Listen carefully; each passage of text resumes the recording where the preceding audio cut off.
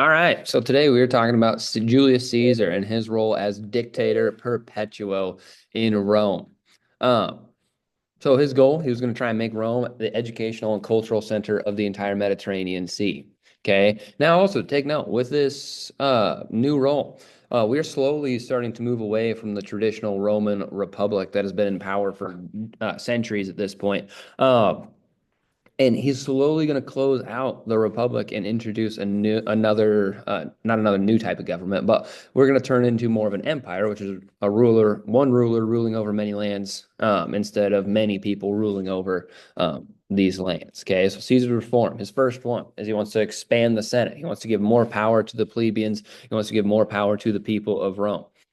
Next, he caps people's wealth at 60,000 denarii. He puts rent on hold for an entire year, and he also allows debts to be paid with land of equal value. Okay, because he was trying to redistribute wealth back towards away from the patricians and back to the plebeians. Okay, then um, Julius Caesar made several attempts to solve unemployment and homelessness in Rome. To solve that, he ordered the construction of new temples and new structures and new sculptures and all sorts of new stuff around the city of Rome. Statues of himself, new forums, new courtrooms, new public libraries, new voting offices.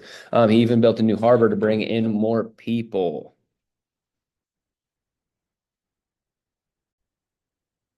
So, with all that, he accomplished solving a lot of unemployment issues, making soldiers permanently employed, paying them permanent salaries. This solved a lot of homeless and unemployment problems in Rome. Next, he started building new colonies. So people, number one, he could grow more food for Romans, and number two, this new food would supplement his new program of getting free grain to the extreme poor and homeless people living in Rome currently. Okay. And his dying wish was that all of his belongings were going to be made public property and wealth was going to be distributed amongst the citizens of Rome. Okay. So a lot of people really loved what Julius Caesar was doing for the citizens of Rome.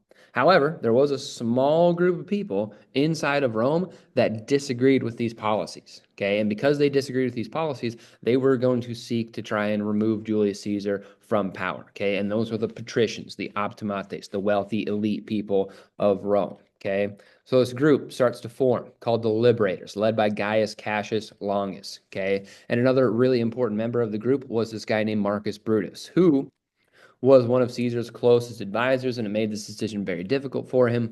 But ultimately, because of his lineage and the belief that Julius Caesar had too much political power, okay, his lineage being his great grandfather overthrew Tarquin the Proud, the tyrannical ruler of Rome. He saw Julius Caesar becoming more and more like Tarquin the Proud as time has gone on. Okay, so the liberators came up with three reasons that they used to say this is why we are taking Julius Caesar and removing him from power.